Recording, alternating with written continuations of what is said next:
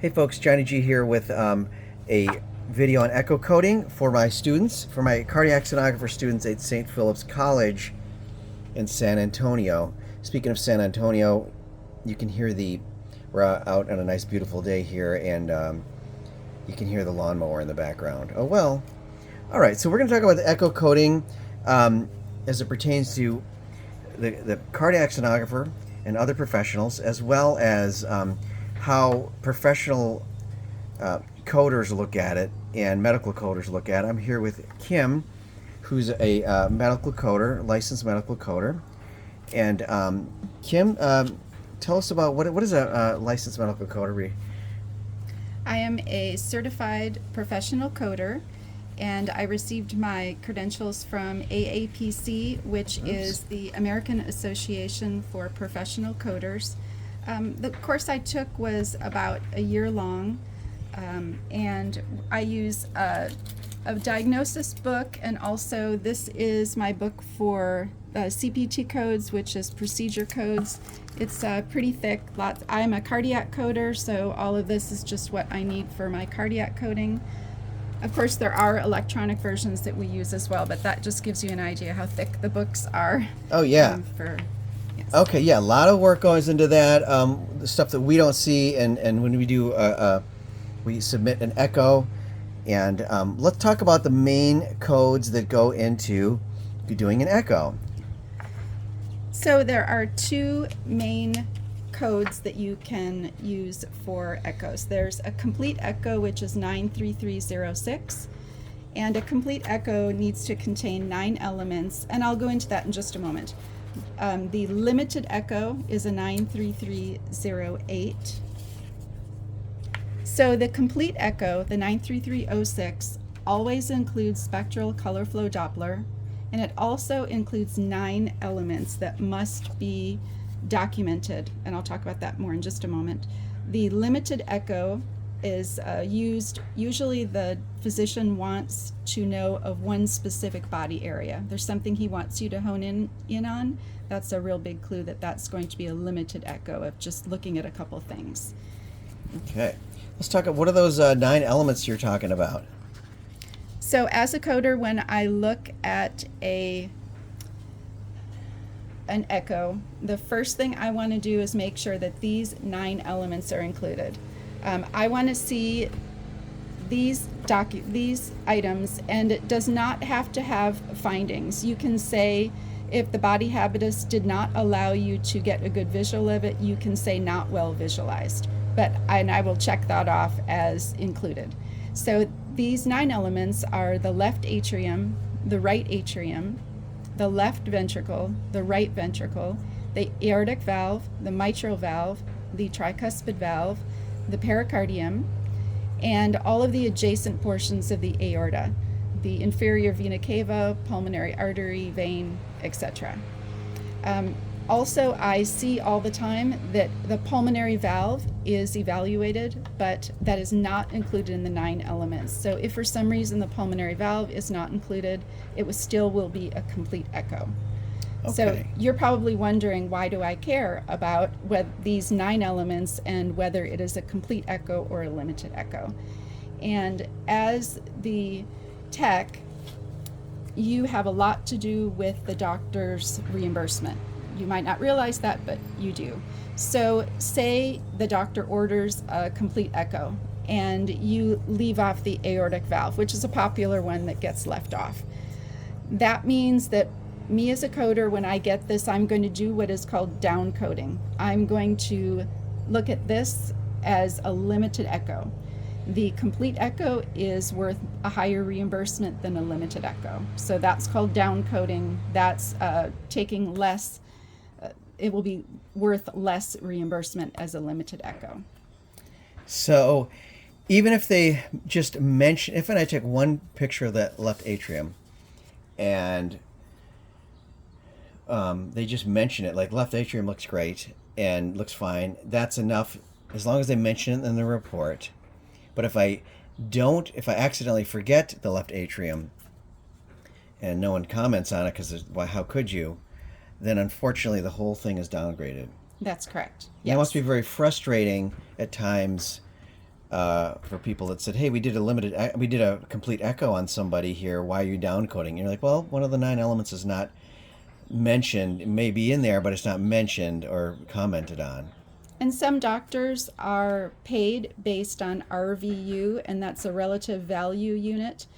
And some doctors keep a really tight, close look on those. So they will be expecting the reimbursement for a complete, but because the tech inadvertently left off one of the 9 elements, it's downcoded to a limited, and his reimbursement and the reimbursement for the facility also is lower. And are these, you're going to mention these now? Yes. In addition to a limited and complete echo, echoes are somewhat divided between congenital and non-congenital echoes. So you don't need to know them, but there is additional code set for when a conditional condition is already present. Congenital condition, I think you meant to say? Sorry, yes, a congenital condition is already noted, or you find one in your findings in doing the echo. So when I'm coding, I'm looking for mainly these 3 abbreviations: atrial septal defect, bicuspid aortic valve, ventricular septal defect. I know that they don't match there, and that's okay. And I never can pronounce PFO, so tell me what PFO. Oh, patent foraminovalle. Yes, so PFO is seen quite often. Excuse me. The PFO is seen quite often on documentation, so when I see that, I just do a change in my code set, and that becomes a congenital echo. Okay, great. And I also wanted to talk about some add-on codes.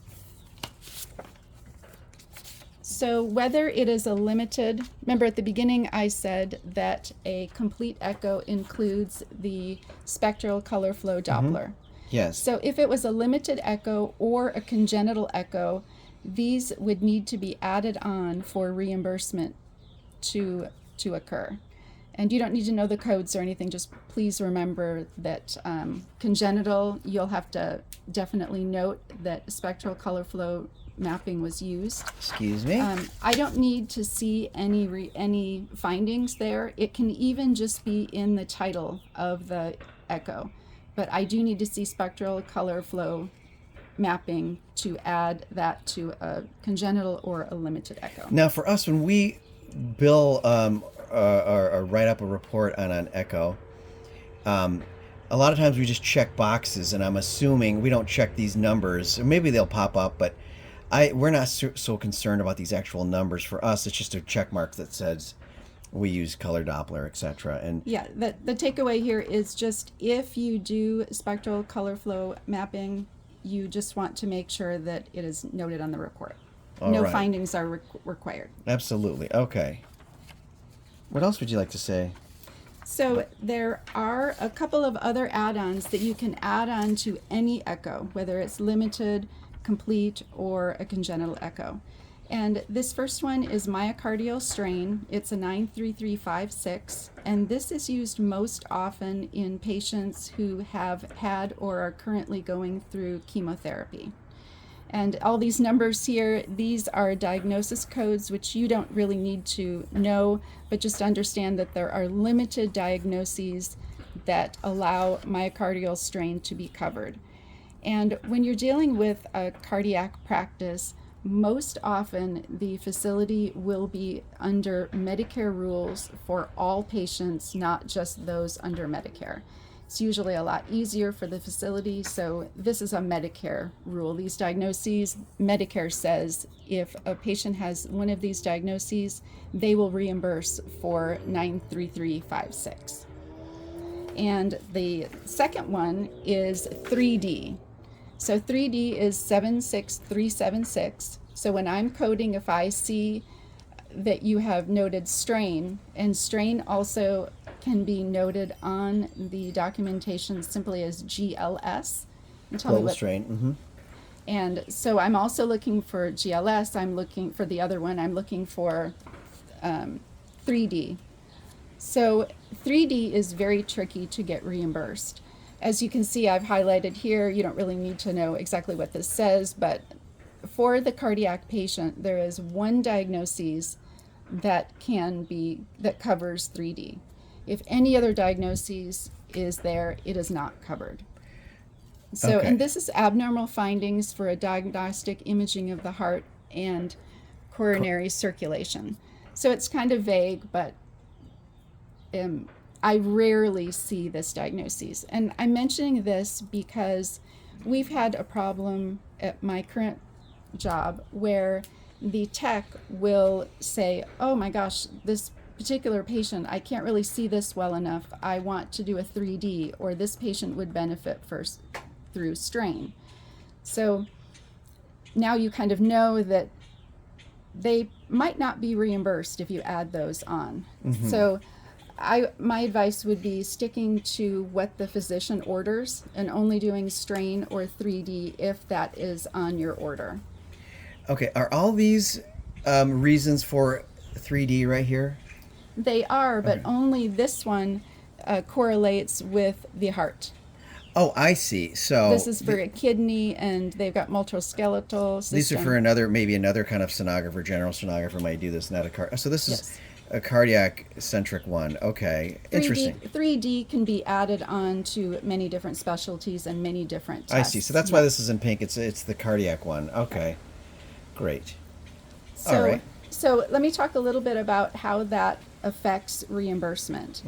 So if you add 3D and strain onto a test, me as a coder, I will see that, and I'm going to have to add that in as one of the items that was performed.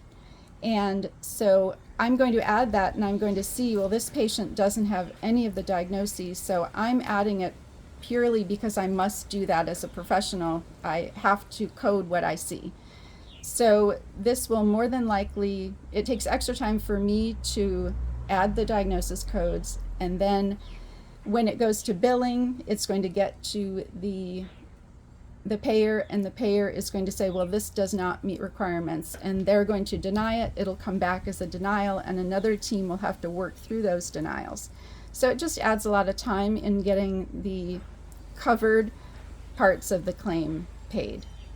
So just be very careful when you're doing your echoes that you don't add 3D and strain unless a physician has put that in the order. All right. Great. All right. Thanks so much, Kim, and hope you learned something from this. Thank you.